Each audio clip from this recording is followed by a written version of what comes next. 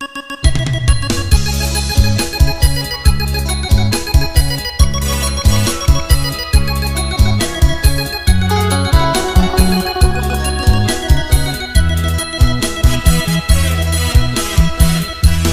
ซึ้งเบิกบานชีวิตบำนาญผ่านมาหลายปี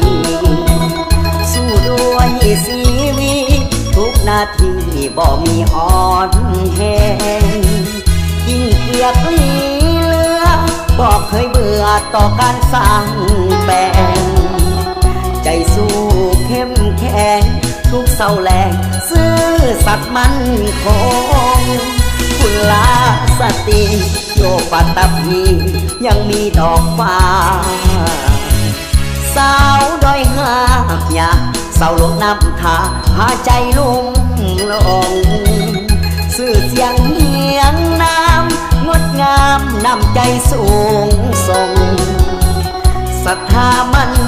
คงขอบรรจงบุพาอ่อนมันโอ้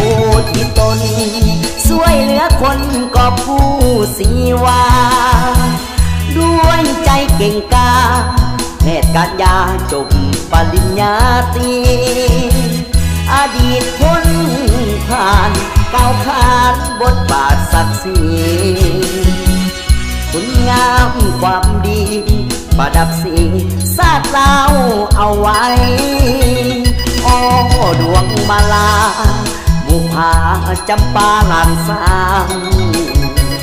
ผลงานสรรสร้างสู่เส้นทางสว่างสวัยเป็นน้ำแต่งเพลงบรรเลงกล่อมควันแห่งใจกดแซ่กดไลค์เสื้อสู่น้ำใจคนดีสั่งคง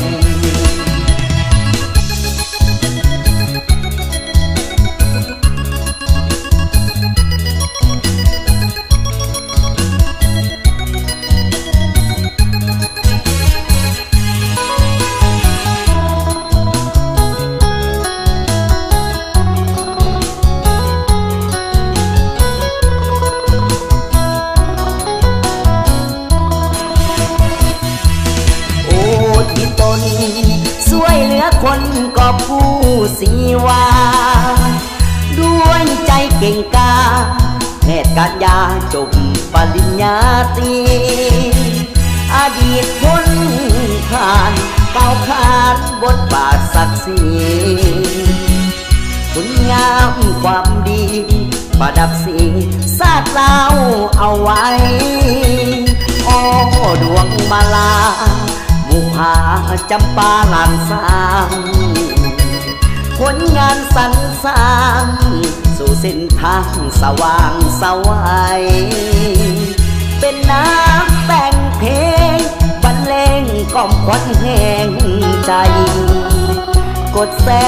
กดไลค์เสื้อสู่น้ำใจคนดีสั่งคง